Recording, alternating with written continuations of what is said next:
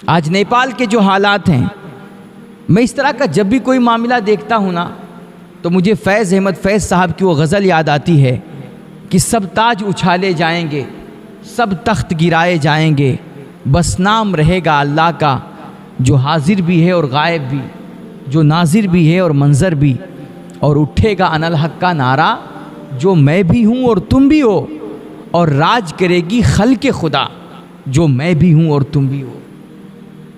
اس دنیا میں بڑے سے بڑے گناہ ہوتے ہیں بھائی، کرنے والے بڑے سے بڑے پاپ کر جاتے ہیں، لیکن کہیں نہ کہیں اللہ ان کو نظر انداز کر دیتا ہے۔ مگر ایک پاپ ہے، ایک جرم ہے جس کو ہم لوگ ظلم کہتے ہیں، اتیاچار، تاناشاہی، اور اللہ کے مظلوم دبے کچلے غریب اور نادار بندوں کے ساتھ ناانصافی۔ اللہ اس کو کبھی معاف نہیں کرتا۔ کسی نے کہا تھا کہ حکومتیں کفر سے تو چل سکتی ہیں، لیکن ظلم کے بلبوتے آپ سوچو کہ ہم حکومتیں چلا لیں گے اور دنیا پہ راج کریں گے، تو یہ تمہاری بھول ہے۔ دیر یا سویر اللہ ظالموں کی پکڑ ضرور کیا کرتا ہے، اور جب اس کی پکڑ آتی ہے نا تو بڑے بڑے ترم خان اور بڑے بڑے وقت کے فرعون اور نمرود، ان کو کہیں منہ چھپانے کی جگہ نہیں ملتی ہے۔ اللہ دیکھو نا، نمرود کو جب اللہ نے پکڑا اور کہتے ہیں جو دنیا میں جتنا آتنک مچاتا ہے اور جتنا اس کو اپنے سطح پہ اپنی طاقت پہ غرور ہوتا ہے، اللہ اتنا ہی اس کو ذلیل کر کے مارتا ہے۔ نمرود کو بڑا ناز تھا اپنی طاقت پہ، اللہ نے جب اس کو مارا نا تو ایک باریک سی مخلوق چھوٹے سے مچھر کے ذریعے سے اس کو ایسا ذلیل کیا اور اس طرح کتا بنا کر کے مارا نا کہ دنیا کے سامنے اس کو نشانی عبرت بنا کر کے رکھ دیا۔ فرعون کو بڑا طاقت پہ ناز تھا، لیکن اللہ نے پہلے اس کو پانی میں ڈبویا، غرق کیا، اور پھر اس کی لاش کو اٹھا کر کے زمین کے باہر پھینک دیا۔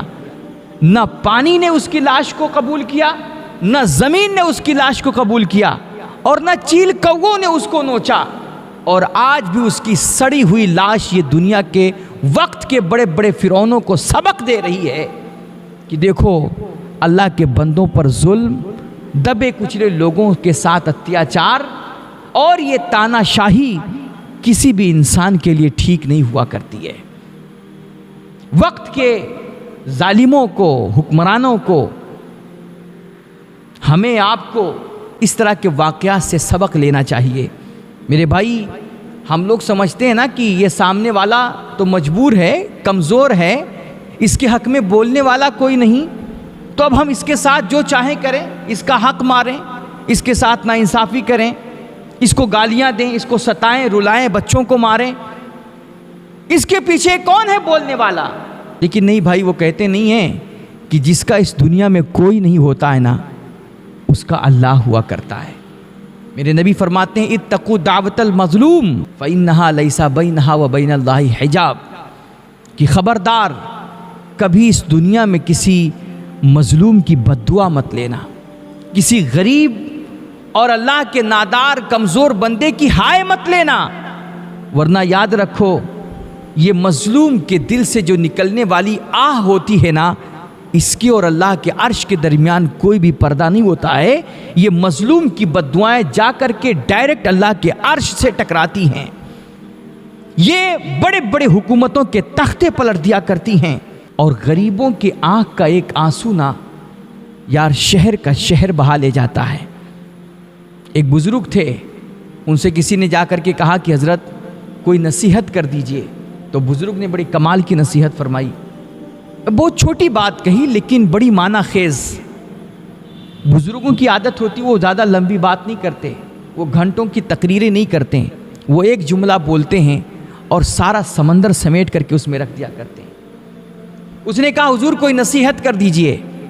آپ نے فرمایا بیٹا جاؤ دنیا میں جو کچھ تمہیں کرنا ہو کرو، لیکن ایک چیز کا خیال رکھنا، یاد رکھنا کبھی کوئی اللہ کا بندہ تمہاری اللہ سے شکایت نہ کر دے۔ کہا جاؤ جو من میں آئے کرو، لیکن یاد رکھنا کہیں ایسا نہ ہو کہ کوئی بندہ اللہ کی بارگاہ میں کھڑا ہو اور تمہارا نام لے کر کے وہ اللہ کی بارگاہ میں رو پڑے. بیٹا تمہاری وجہ سے کبھی کسی کی آنکھوں میں آنسو نہ آئے، ورنہ تم نے دیکھا نہیں آنکھوں کا سمندر ہونا. بیٹا مظلوم کی بد دعائیں بستر تک پیچھا کرتی ہیں، بستر تک یہ نیندوں میں سوراخ کر دیا کرتی ہیں.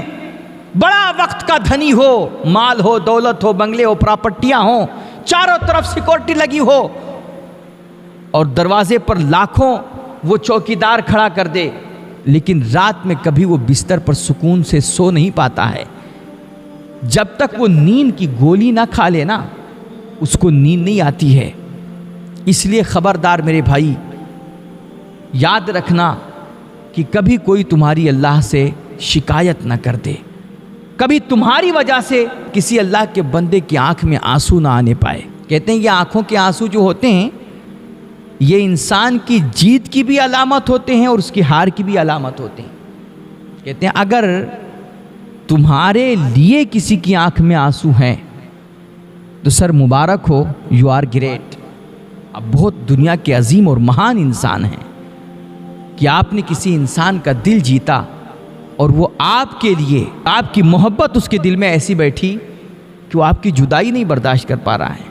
وہ آپ کے لیے دعائیں کرتا ہے، آپ کے لیے روتا ہے، آپ کے لیے پیٹھ پیچھے اللہ سے سلامتی اور صحت کی دعائیں مانگتا ہے. مبارک ہو، آپ بڑے مہان انسان ہیں. لیکن اگر آپ کی وجہ سے کسی کی آنکھ میں آنسو آ گئے تو سر لعنت ہو آپ کی زندگی پر. آپ دنیا کے سب سے ناکام اور نامراد انسان ہیں کہ آپ اللہ کے ایک بندے کا دل جیت نہیں پائے.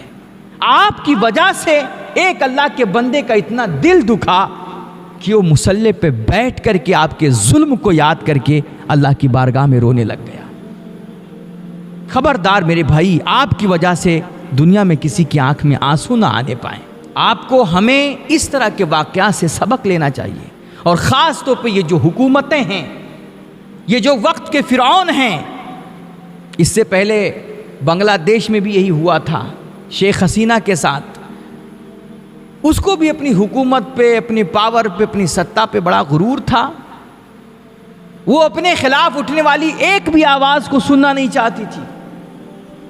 اپنے تمام وپکشی پارٹیوں کے نیتاؤں کو جیل میں ڈلوا دیتی تھی یا تو مروا ڈالتی تھی. عوام کی ضروریات کا خیال نہیں، بس صرف تاناشاہی کرنی ہے، جو من میں آیا کر رہی ہے. لیکن جب اللہ کی پکڑ آئی نا، اور پھر اس کے خلاف عوام کا غصہ بڑھا، آکروش ہوا، تو کہتے ہیں اللہ نے ایسا اس کو پکڑا کہ پھر ہیلی کاپٹر میں تیل بھی ڈلوانے کی مہلت اس کو نہیں ملی. تو آج دنیا کی جتنی بھی ظالم حکومتیں ہیں اور جنہیں بھی اپنے سطح پہ بڑا ناز ہو، غرور ہو، ان کو اس طرح کے واقعات سے اور اس طرح کی گرتی ٹوٹتی بکھرتی حکومتوں سے سبق لینا چاہیے کہ اللہ کے بندوں کے ساتھ ظلم اور زیادتی اور اللہ کی اس دھرتی پر اتیاچار نہ انسان کی صحت کے لیے ٹھیک ہوتا ہے اور نہ انسان کی اپنی حکومت اور سطح کے لیے ٹھیک ہوتا ہے. کیونکہ خون مظلوم کا زیادہ نہیں بہنے والا، ظلم کا دور بہت دیر نہیں رہنے والا. ان اندھیروں کا جگر چیر کے ایک نور آئے گا. تم ہو فرعون تو موسیٰ بھی ضرور آئے گا.